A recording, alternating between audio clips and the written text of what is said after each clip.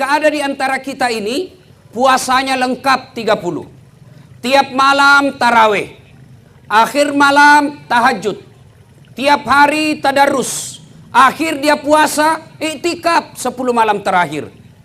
Tapi sama tetangga di sebelah musuh. Sebelah kiri bombeknya, di depannya si salah-salai, mondribolana newe si Bali. Semua dia musuh-musuh sama tetangganya, maka orang seperti ini sia-sia amalnya kepada Allah. Bermusuhan, tetangga, depan, belakang. Apa biasa orang bermusuhan bertetangga? Apa sebabnya? Satu, musik. Tetangga punya tape baru, suka lagu dandut. Tetangganya sakit gigi, lalu dia putar lagu dandut yang tidak disuka tetangganya. Barangkali kita boleh berkata, radio-radioku, listrik-listrikku, saya bayar listrik, rumah-rumahku, saya mau kencang mau kecil urusan saya. Nah bilang tetangga tak, rumah-rumahku, pintu-pintuku, telinga-telingaku, kenapa musikmu masuk di telingaku?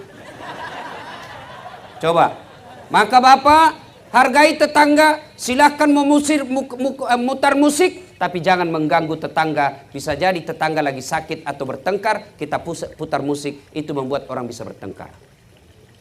Apalagi yang membuat kita bertengkar, bertetangga, apa? Pagar. Pagar yang satu masyarakat biasa, yang satu masyarakat licik. Bikin pagar kalasi, curang. Pertama patoknya di dalam. Pagarnya di dalam. Di luar patoknya, pagarnya di dalam.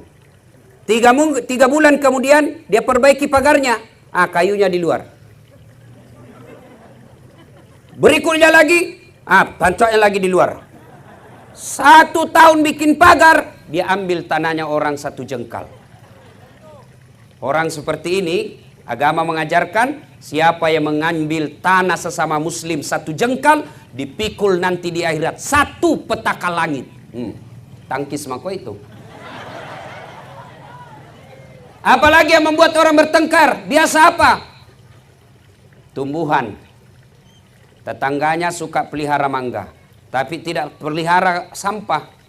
Dia tanam mangga besar, akhirnya mangganya nyebrang ke pagarnya tetangga.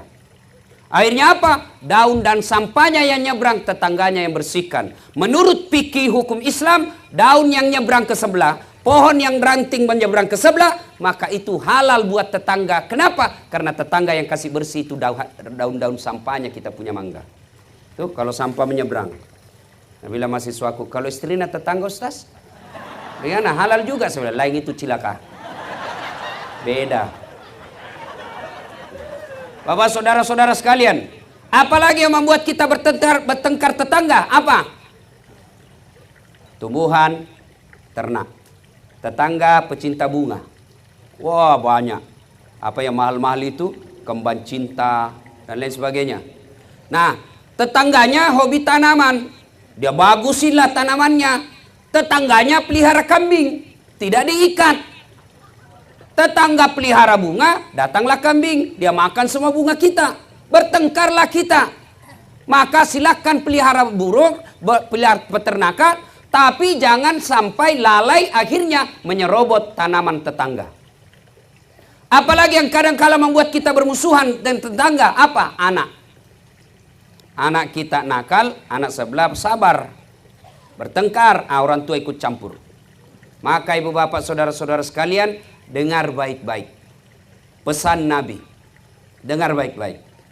Atadruna manil muflis. Saudara-saudara sekalian, kau tahu siapa yang bangkrut di akhirat kelak?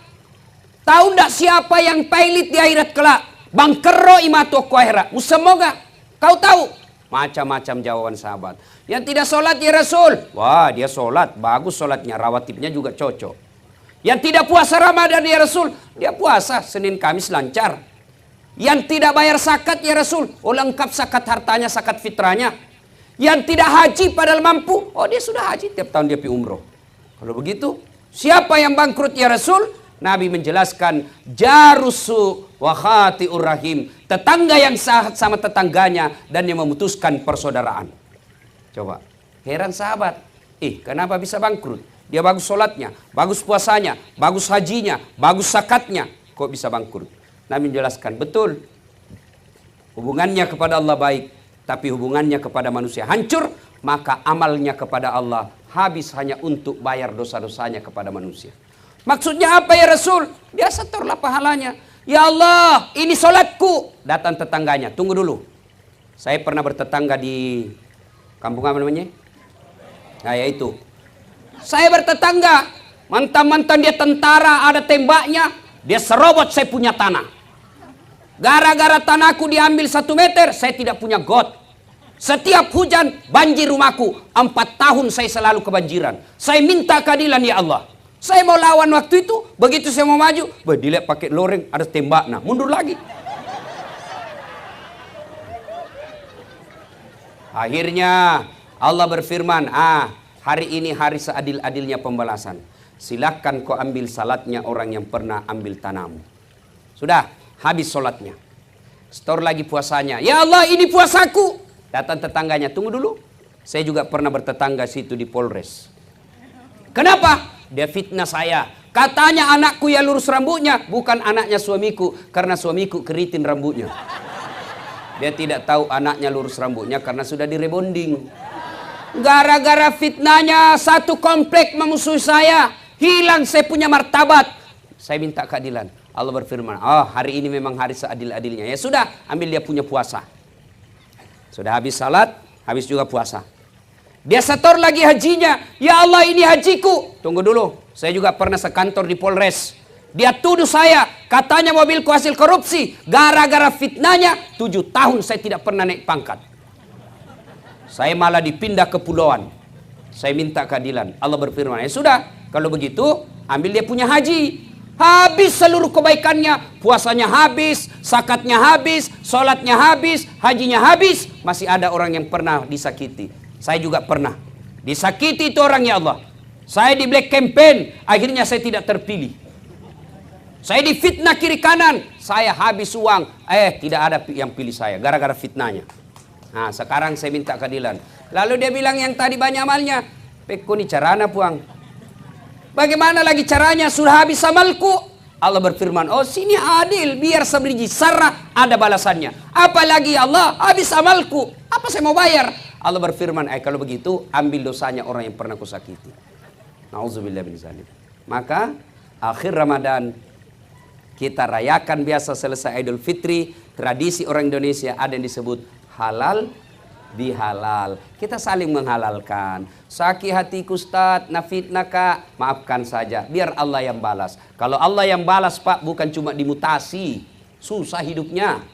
Kalau kita balas, oke, lapor ke polisi, sampai di polisi, atur damai, selesai.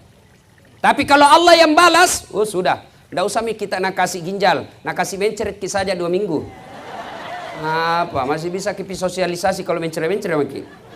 Ustaz saja tidak bisa ceramah kalau sudah mencret-mencret. Begitu baru 10 menit mau keluar, tidak bisa lagi Pak ditahan. Coba, putus persaudaraan, hancur amal ibadah. Maka Ramadan hadir mempersaudarakan kita. Saya perjalanan tadi dari Donggala, saya singgah di satu masjid, lalu saya sampaikan selesai maghrib, saya ceramah, sampaikan inilah nikmatnya Islam. Kita di mana saja sampai masjid, tidak pilih kamu orang apa, kamu suku apa, kamu partai apa, kamu siapa kau pilih. Begitu kita masuk masjid, kita bersaudara.